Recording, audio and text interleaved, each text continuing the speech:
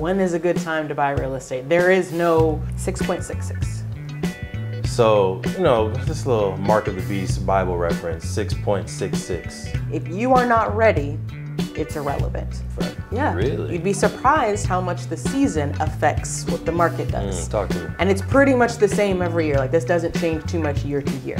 People generally had more money. Again, we weren't out spending as much money on doing things, so people had a good amount of money, which means that they were willing to spend it. So there's been a lot of talk, a lot of posts, a lot of things saying, don't buy right now.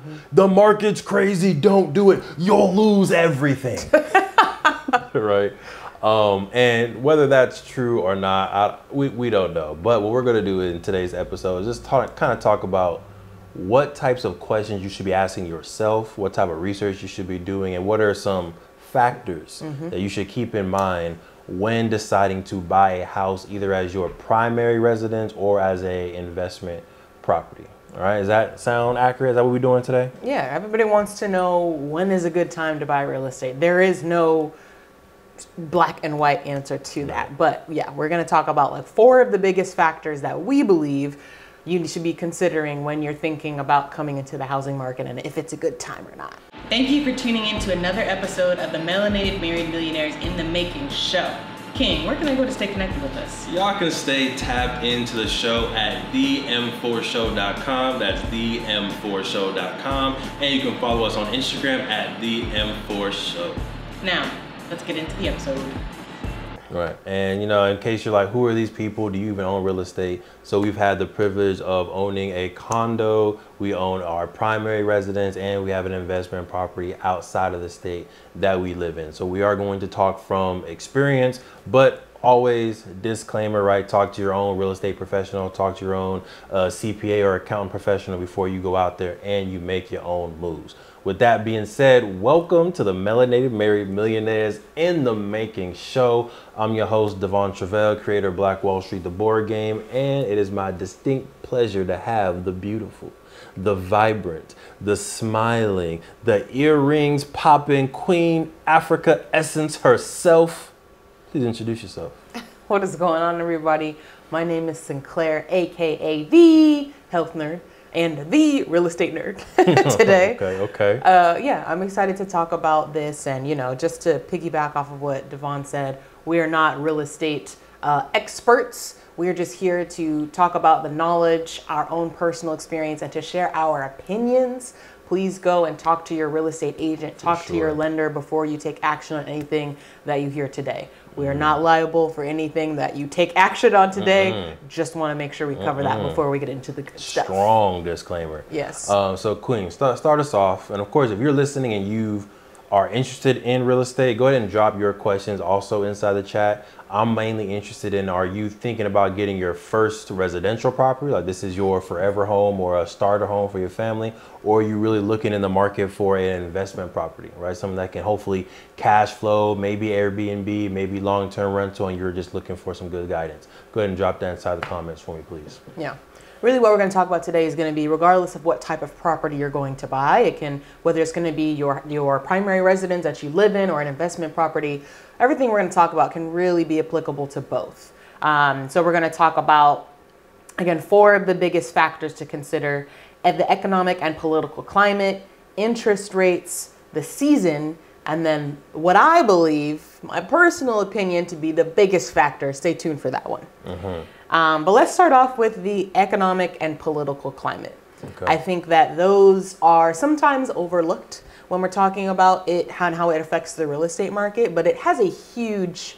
Yeah. What are your thoughts on how economics and politics can affect the real estate market? So I mean, I'll just talk from personal experience. Like we just got, and we're not out of COVID per se, but we just got out of like the deepness of COVID. And during that time, during that economic and political time where, people were mandated not to go to work, where interest rates dropped to the lowest in, I think, recent history, about that. Right? Where we were able to refinance something and get below 4% interest rate on a mortgage, which is ridiculous, right? And because that was happening, because interest rates were so low, a lot of people were taking advantage of buying prices or buying real estate, which skyrocketed the price of a lot of things, right? Supply and demand. You have this very finite number of condos, homes, land plots, apartment buildings, and you have all these people that are now trying to buy because for the first time you can get $500,000 at 4% interest. So now instead of something usually being 500,000, it's 550, it's 600, it's 700, and we saw real estate prices skyrocket. So from personal experience, you can see how the economy and politics and how America chooses to deal with the economy will directly influence what the real estate market will look like. Absolutely. I think the other thing is that there was a lot of money pumped into the economy, right? Printed, literally, right? So many, what were they called? Stimulus checks, right? Put out. So people generally had more money. Again, we weren't out spending as much money on doing things. So people had a good amount of money, which means that they were willing to spend it. So again, you had people out there wanting to buy, but the supply was limited. So that, again, law of economics, supply and demand, like he said, definitely led to the bidding wars that were happening, where asking price was irrelevant at that point because you're competing against 10 other people who want the same property. So you're potentially have $100,000 over asking price to get this property. So absolutely, you know, recessions definitely play a role in the way that the housing market really is dependent on like buyer sentiment and like how wealthy people are or think they are. Think they are is a key point. Yes, right there. yes. So if people sense that there is a recession in place or coming and they think that they have less money or will have less money, they are less likely to make a big purchase. That is going to slow the market down. Basically just means that there's less transactions, probably less inventory, which can actually be a good thing, right? Keep in mind that we're just here talking about things to consider. Anything that we say doesn't mean that it is a good or bad time to buy because there's advantages of any type of situation. So right when there's less transactions being made, you have less competition. Right. You have less people bidding against a certain property, so you can really make a deal. That's what I was going to say for recession, because I think recession, you know, there's those certain factors that will, I think, trigger an actual recession. I think if the market is in a downturn for like 3 straight quarters in a row, then the economists will say we are currently in a recession. But just because the entire economy is in a recession doesn't mean your economy is in a recession. Right. So if everyone's kind of reacting to the real estate market as if money is going down, but you know for your business, for your 9 to 5, for how you and your partner are making moves, your money's going up, you're at an advantage. And I think that's kind of where we've been in this last year and a half. While the world has been on a slight downturn, our business, because of some moves that we've made on our business model and who our customers are, has increased over the last 3 years. So much so that we were trying to get a business loan and we did end up getting it.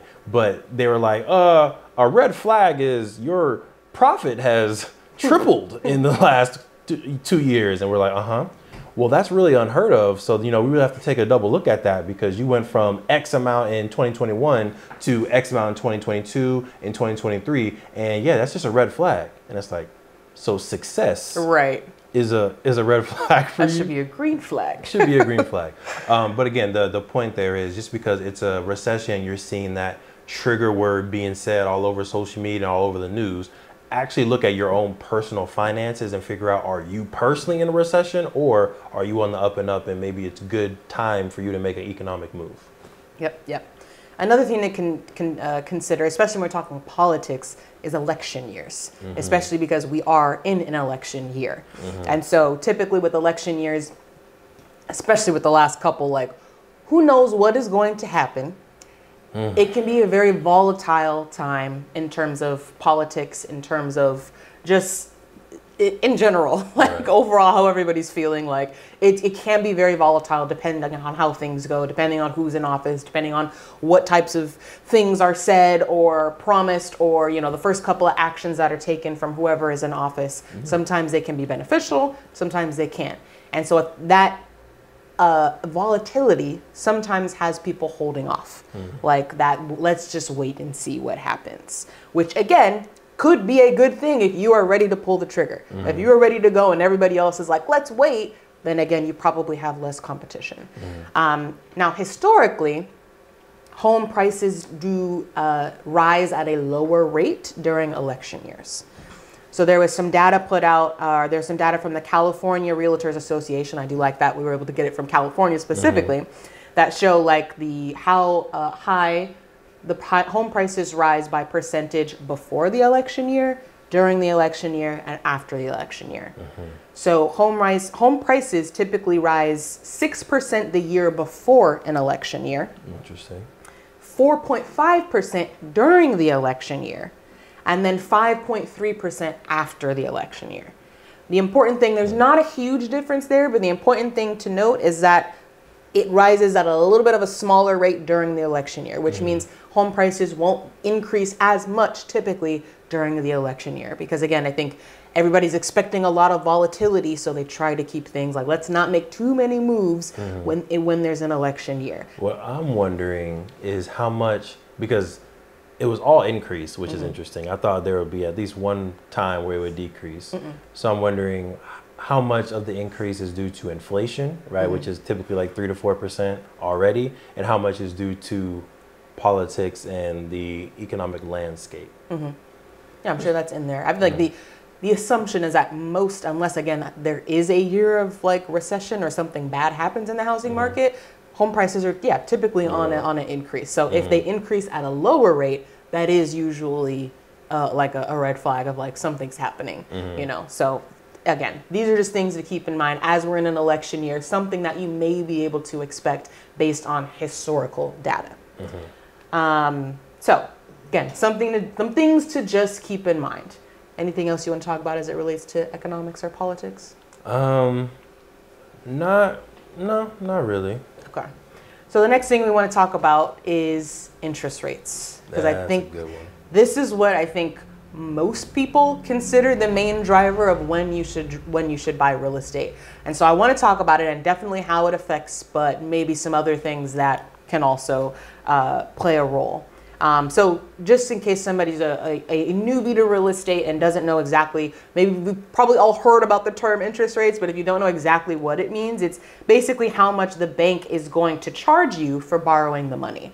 So, right, if ain't no free checks out here. No free checks. Nobody's going to let you borrow money for free. So with a higher interest rate, that means you are paying more for that loan. And that typically also means a higher monthly payment for the same purchase price. And so the typical pattern, one thing to note, is that as interest rates go down, home prices typically go up. Because as we just talked about, if money is cheaper to borrow, more people want to take advantage of that. With more competition, you typically see the price going up and up and up because I'm trying to beat now 5 other people for the same property. So I want to talk about the current interest rate is at about 6.66% as of, I think, January 11th. Nice. That's a decrease. That's not nice, but it's a decrease from what it was a month ago. Right. And even in the past year, a lot of people have been holding off because we've gone through, right after COVID, interest rates kind of soared and they were up to like in the 8%. And that was a huge increase for what a lot of folks were seeing during COVID. Again, the historical low from 1971 all the way up until 2024 was in 2021. Wow. And it was 2.65%. Sheesh, 2.65, y'all. I really hope you got some type of mortgage. You got to refinance something during that time, because that is basically free. That's as close to free money as you're going to get besides a grant. Yes. The other thing, though, that I think that people aren't aware of, that's not normal. Like we're talking about that being an anomaly. That is not normal. And I think a lot of folks are entering this game of real estate, or were entering the game of real estate right about that time. And so they think that that is normal.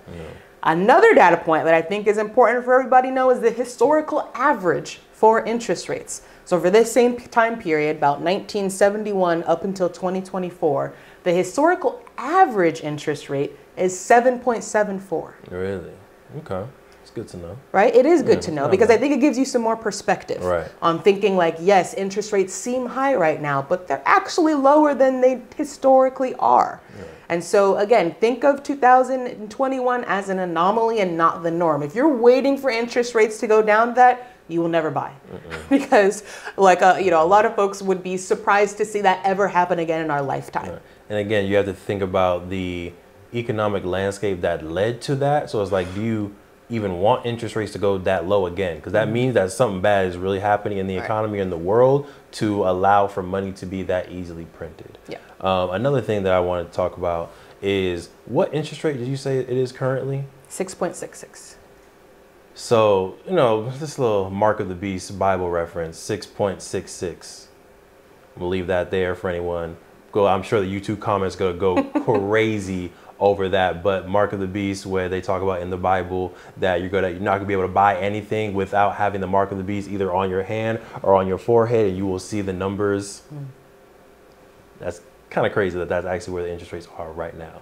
That's just coming up right now. It's very, very interesting. Jaida reads the Bible. I see his head going like that's interesting right there. It is interesting. Go ahead, Queen. Another thing to keep in mind. When with interest rates being one of the main things that I think people are like, oh, I'm going to wait for interest rates. I want to wait for interest rates. It's impossible to predict and know what interest rates are going to do. Now, the Feds have said that they are going to cut rates 3 times this year. That's what they say. It's not a guarantee. And you don't know when. You don't know when, and it's not a guarantee. If other things are happening, they don't have to stick to their word. That's just a general prediction. But I think that has people, preparing to be able to jump into this market. Another thing to consider, you can refinance when interest rates go lower. What you cannot refinance is your home price. So again, something else to consider. Any market can be a good market to invest in and to get a home property in. But no, if there is a market where the interest rates are high, if you do see them dip in the future, you do have the opportunity to refinance and get that lower interest rate. But if you are waiting around for a low interest rate and now you're overbidding and possibly over pricing the home, that's not something you can change.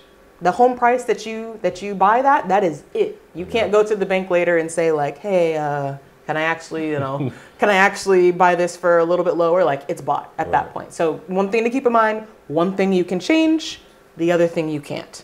Keep that in mind. And one more to that, 'cause that's a great point. But you can also buy down points or buy down your interest rate on your property as well. It's going to cost some money up front, right? So you may pay an extra $5,000, $10,000 to buy down an interest rate. So instead of starting at 6.6, if you're like, ooh, Mark of the Beast, let me avoid that. Pay an extra $10,000 and now you can get it down to 5.6, and that will make your monthly interest rate lower, and then you'll end up paying lower over the 15 to 30 year life of the loan as well. So talk to your mortgage broker or your lender and see, do I have an option to buy down the interest rate at the beginning of the loan?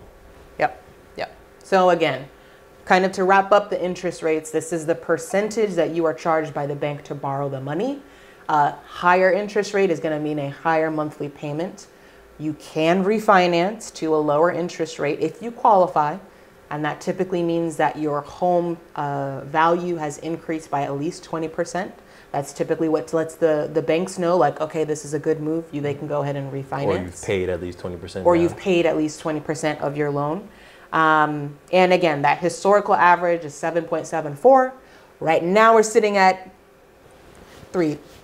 What you saw? So it's 6 point. So it might be time. It might be time to jump into the market, y'all. It might be time, right? But keeping in mind that sentiment, everybody has it right now, right? So keep in mind this next year, I think a lot of people have been waiting and sitting for interest rates to at least get a little bit more stable, which they're looking like they might be. So be prepared to come with a little bit of a competitive offer, because you're probably going to need that, because there's probably a lot of people out there that are ready to jump into the market. And I'm not going to tell you where we live, but buy where we live, so that way when you buy something, it'll increase our equity. That part.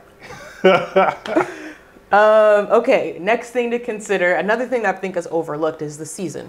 You'd like be surprised. Winter, spring? Yeah. Really? You'd be surprised how much the season affects what the market does. Talk to me. And it's pretty much the same every year. Like, this doesn't change too much year to year. I'm guessing summer is crazy. you're on the right track. You're on the. I was gonna ask you, like, what do you think is the trend? I feel like I can see summer being a huge trend for people buying because like school's out, the weather's nice. You can go to all types of open house homes. Homes are gonna look better, I assume, in the daytime with the sun, so they might sell for higher. So I think summer or holiday season. So winter might be a close second, just because it's Christmas. You want gifts, you want to be with the family, so you're trying to get into a home right before the holidays. Okay, the first half of what you said was like right on par, especially with like the weather. And again, think about the market. The market is all about what people think that this house is worth. So if you've got the nice sun shining, you've got the flowers blooming, you've got nice leaves on the trees, right? It's going to look a little bit nicer. And so the perceived value of the home is probably going to be a little bit higher. So I'm going to go season by season and talk about some pros and cons. Let's start with winter because we are in winter. It is colder than a mother. Winter, some of the pros of buying in winter. The sellers are typically more motivated in winter, which is going to mean less competition and possibly more perks, right? With less competition, sellers are trying to, if they're selling in winter, a lot of sellers in winter are selling because they have to. They may need to get out, and so they're going to be motivated. And so you may be able to really negotiate a good deal. You may be able to come under asking. If you're the only offer and they're trying to sell it, they might take whatever you can give them. And they might even be able to throw in some perks if they're really motivated, right? I'll throw in some closing costs. That's one of the really good perk that can get thrown in there. If someone's willing to pay $5,000 to $10,000 of your closing costs, that can save you a lot of money up front. And maybe even some money that you can reinvest and buy down the interest rate. Right? So those are really good pro. The con, of course, is less inventory, because the one thing that doesn't quite line up with what you said is people wanting to buy during the holidays. People typically want to stay right where they are. There's usually not a lot of movement during the holidays. So I mean, people don't want to sell. That's why there's less inventory. But people do want to buy. I think it's both and hand in hand, right? I think sellers also know that most people don't want to move during the holidays, and so they're not going to put their property up on the market, right? Even as a seller, you don't want your property to be on the market for long, so you want to put it on when you think it's going to go and go quickly, because as soon as it passes like 30 days on the market, your asking price is irrelevant. You're going to get what you get, right? So again, something to keep in mind, and also people who are buying have to be able to move in the winter. So if you've got a market where you're looking in like Chicago or Minnesota or something where it's really cold, possibly even snowing, the logistics of people moving may not be able to happen. So keep that in mind. Wherever you're trying to move to, the weather is going to play a role there if this is a property where somebody's gonna have to move into it, especially you. So again, winter, the pro is less inventory, so sellers are typically more motivated. That was actually the con. The pro is that sellers are more motivated. The con is that there's less inventory. There it is. Spring. Spring is when the market is hopping. Okay, because this is right when like school starts to get out. So there is more inventory, which is going to mean more options. If you're looking on an app, you're going to see a whole bunch of for sale signs. There's going to be a lot available. The con to that, there's also a lot of people looking. This is the time when people want to move because, again, school's about to get out. People are going to be out for the summer potentially. Their kids are going to be out. This is a good time to move. Weather's good in most places, so this is when people are motivated to move. So on both sides of the market, this is typically where we see the most activity, which again is going to mean you have a lot of options, but it also is going to mean you have probably a lot of competition. So again, you might have to come with a competitive offer. You might not be able to come in under asking, because if you have somebody else that's at asking or above, your offer is likely going to get looked over. So some things to consider. Anything you want to add there? Is that what you expected? Yeah. On par. Yeah. Summer is very similar. With the caveat that if you were to wait towards the end of summer, like getting into like early fall, that's typically when things start to slow down and when you might be able to find a good deal, because those houses that have been on the market all summer that haven't sold yet, now they've been on the market for 30 plus days. You can cut a good deal now. Like, okay, I see you've been on the market. I know you're asking 500. How about 450?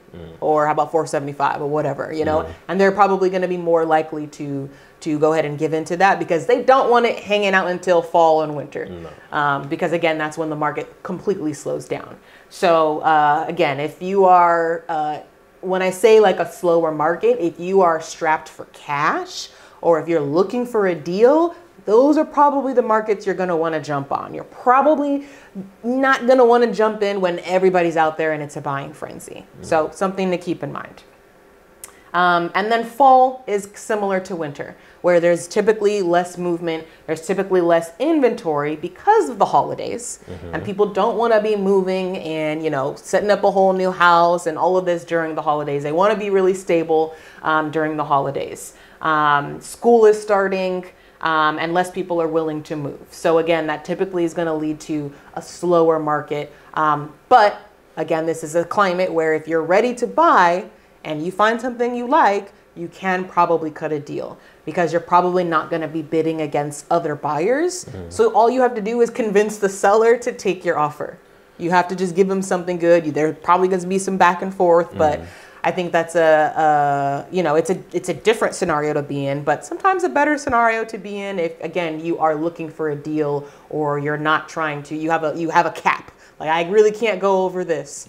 That can be a good climate to go ahead and make a move on. Yeah. I think another thing to think about, especially in these seasons, is if you know the people who are in the house right now trying to sell it are also looking to move and looking to buy a house, they're most likely going to want to buy and sell around the same time, especially if they have a 1031 exchange where they're using the money from the sale of the current house to purchase the next house. And that's what happened to our first property that we bought is, you know, the folks, this was in July, right? So this is summertime, and they had bought their house and they were trying to sell their condo and they couldn't officially move until they sold it. So we were able to negotiate a little bit, get them to cover some closing costs, get them to, you know, let us keep a little bit of change in our pockets and then allow us to move in.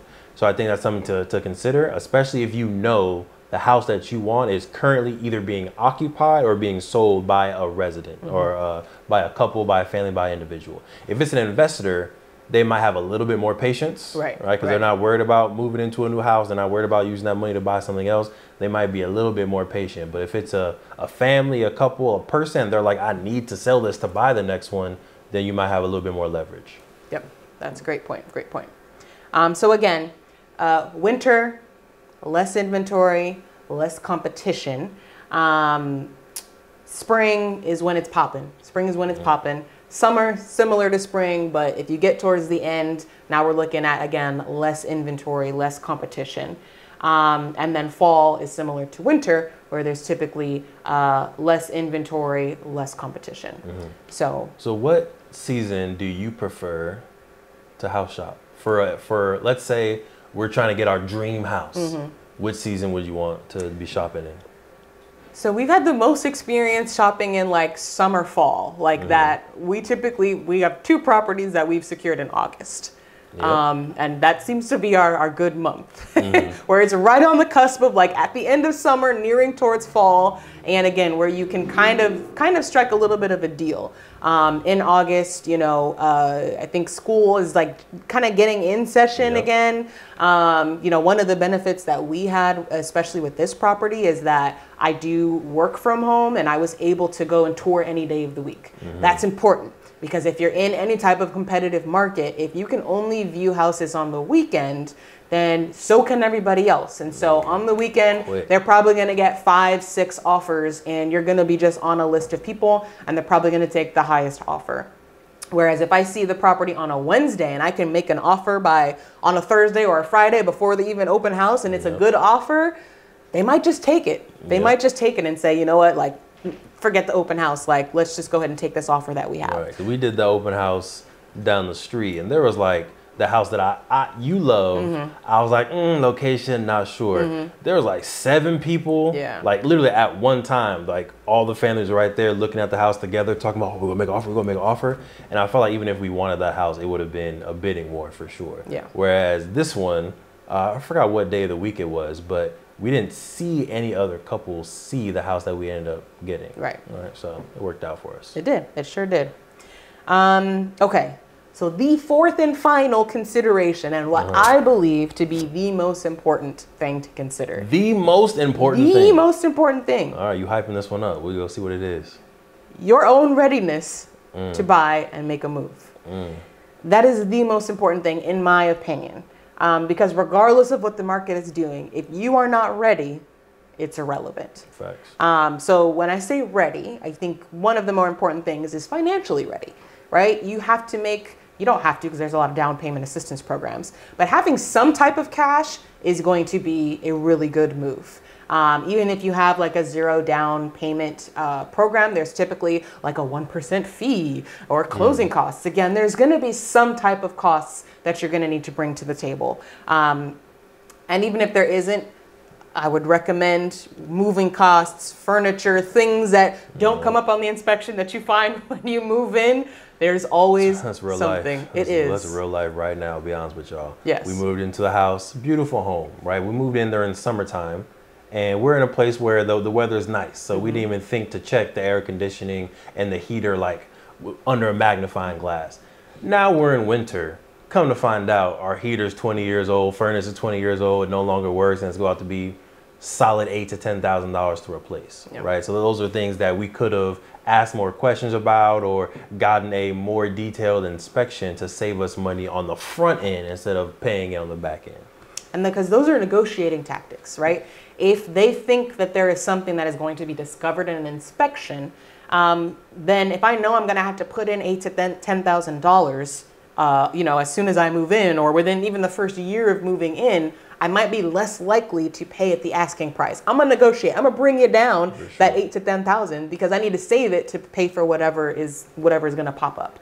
And so that is why you want to do your due diligence. Really nitpick, find an independent inspector that's not connected to the seller to inspect the property so that they can really find anything and everything that could potentially go wrong, right? Some call outs for us that we were aware of is our roof. So like that's something that we kept in mind, but yeah, the furnace did not come up, unfortunately. So that's something that we're just dealing with that we both wish we would have known because we would have brought that asking price down for sure.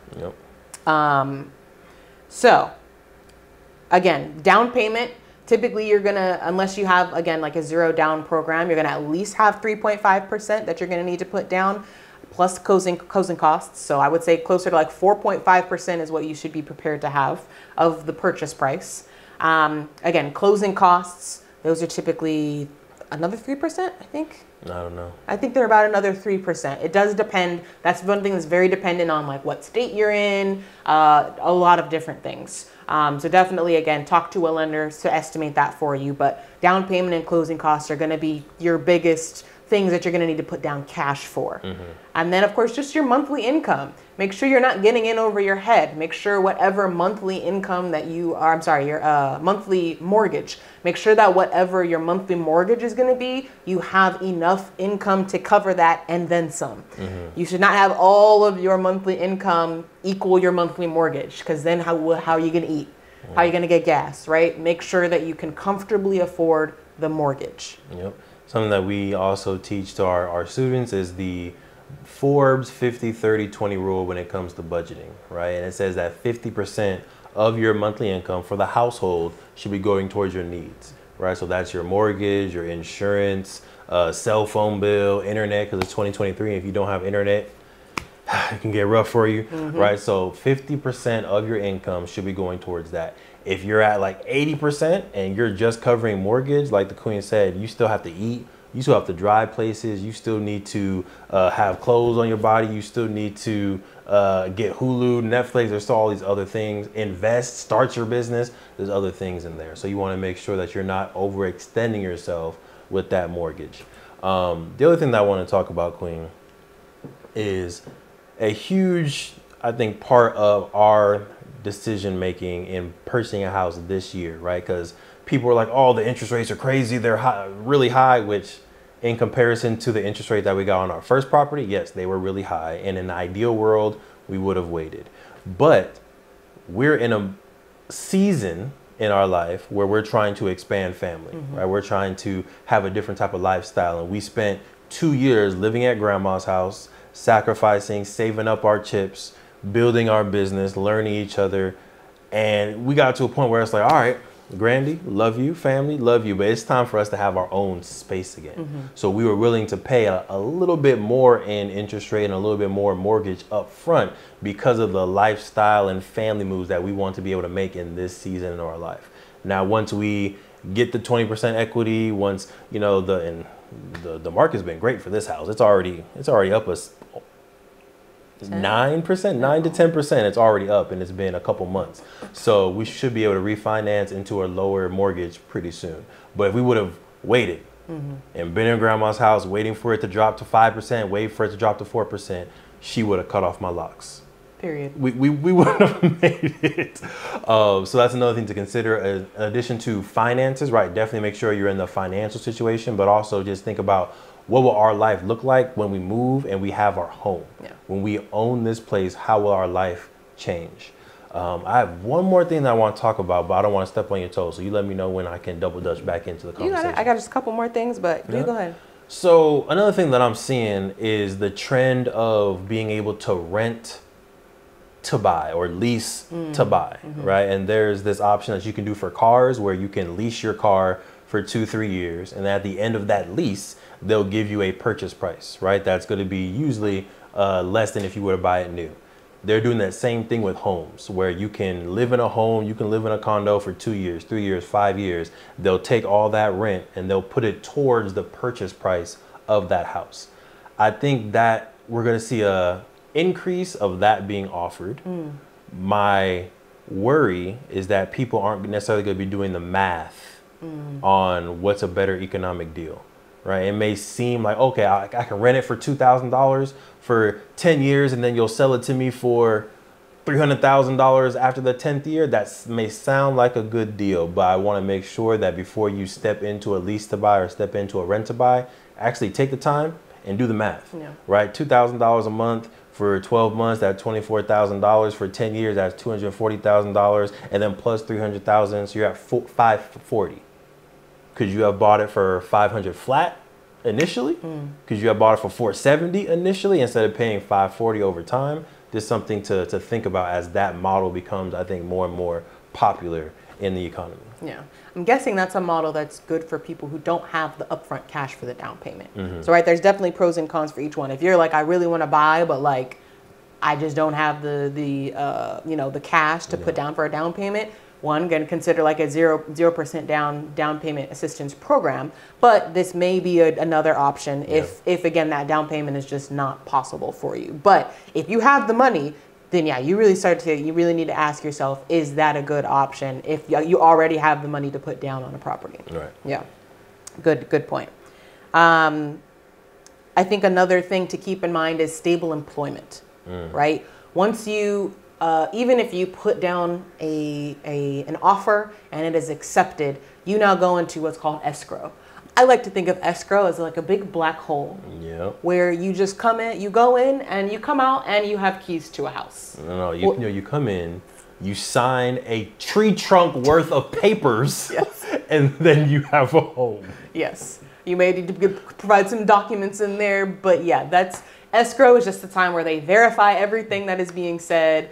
They get your loan ready. It can take anywhere from like 30 to 90 days in some states. But you need to have stable income during that time frame. So if you are thinking about switching jobs, I would wait until after you do that, or wait until like you really want a stable place. They want to know that this income is something you're going to have for a good long while. So if you're in a time where things are moving and shaking around, if you have to make any big purchases, another time to maybe wait until after you do that. Either wait on the purchases or wait if it's something you need to purchase, like, all right, I need a car to get to work or whatever. Buy the car, I would wait then.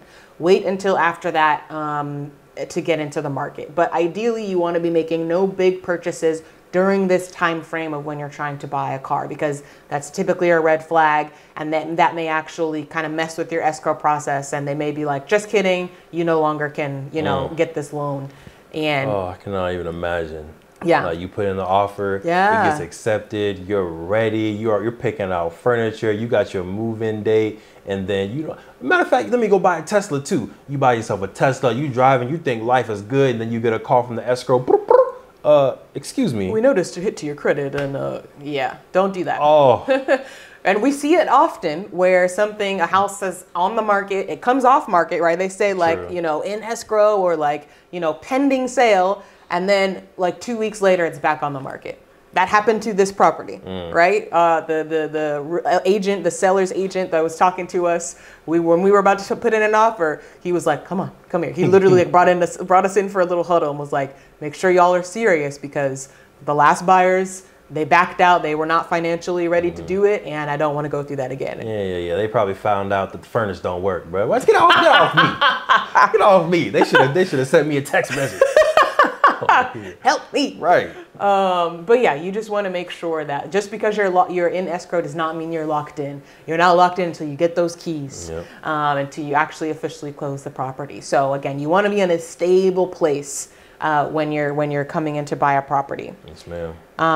And yeah, I already covered the other thing, which was the no big purchases. Anything else you want to add on that?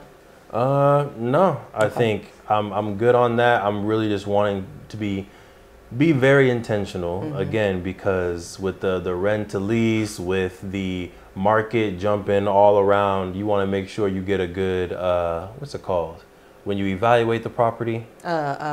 Appraisal. Thank you. You do want appreciation. Yes. But get maybe 2 different appraisals, right? One from the realtor and the seller, and then get your own independent appraiser. Because I think this price is going to be all over the place next year. So you want to make sure you're not coming in too far above market value. So, and then when you get in the house, it doesn't appreciate as fast because you're already $100,000 over what it's actually worth, right? So just be careful with that in the price and bidding war in 2024.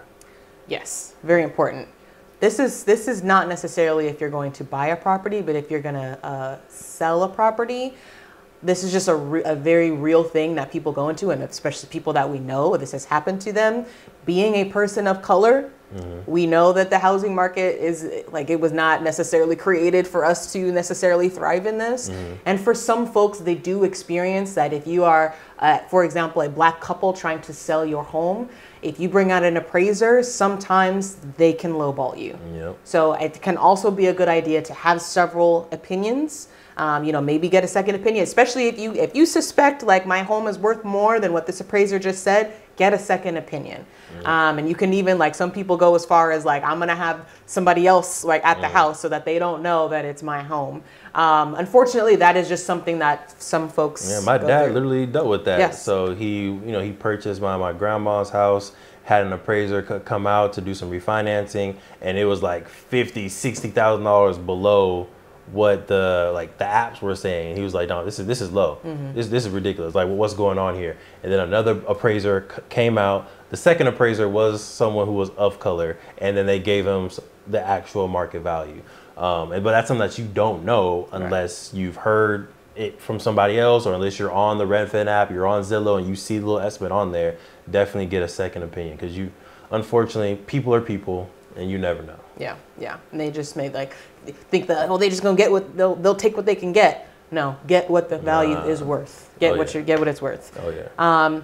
So to really summarize, again, these are 4 things to consider. We've got the economic and political climate, the season, the interest rates, and your own personal readiness, which I think is the most important thing, because as you can tell, any market can be a good market to buy in. There is not a market that is the best to buy in or the worst to buy in. It's really just about when you are ready to buy, when you are financially ready to buy, and when is a good time for you, and knowing how to leverage what type of market it is. I do think it is really good to be an educated buyer or seller to know what type of market you're going into, right? If you know that it's winter and there's a little bit less inventory, then don't come in $20,000 above asking price if you don't have to, right? Negotiate that up. Work with the real estate agent that is experienced in these different markets. Ask questions, but just know what type of market you are coming into so that you know how to work the market to get the best deal. Because at the end of the day, again, in any type of market, you can find a solid property and it can be a good deal.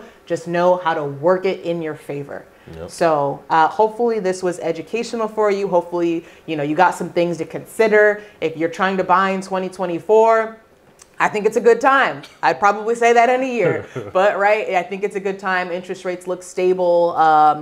This can be a really good time for you if you are ready and able to do so. So, I'm excited. If you got more questions that we didn't answer, more things that you got questions for, go ahead and drop them in the comments, and we'll definitely do a follow-up episode on this. But you got anything else? You know what is always a good time to do, Sinclair? Like and subscribe. It's always a good time for y'all to like and subscribe to the Melanated Married Millionaires in the Making YouTube channel. If y'all are listening to this powerful economic podcast in your car, on a run, on the walk, in the grocery store, go ahead and make sure you open up that app, click like on whatever you're listening to, and follow the podcast as well. We want to make sure we're getting this positivity and this wisdom to as many people as possible. And that small little like, that small little subscription somehow helps the algorithm and helps us get to more people. So we appreciate it. It's going to be much easier than buying a house. So if you want to buy a house, go ahead and practice by clicking that like button. But no, this was good stuff. And I think we've been able to tell stories about, some wins, but also some losses that we've done within real estate. And that's what we like to do on this podcast is we live through some things, we experience through some things, and we come here on this platform to share how you can avoid those things, right? How you can save or learn those things, or learn from those things. But how you can save time, you can save money, save stress, gray hair, all that in your journey to building wealth as well. So we appreciate y'all being on this journey with us. Queen, all good? I'm good. All good. Well, thank y'all again for tapping in to the Melanated Married Millionaires in the Making show. I'm your host, De'Von Travell, creator of Black Wall Street, the board game. And I'm Sinclair, a.k.a. the Health Nerd. Make sure y'all secure the marriage. Make sure y'all secure the love. And of course, make sure y'all secure the bag. Peace.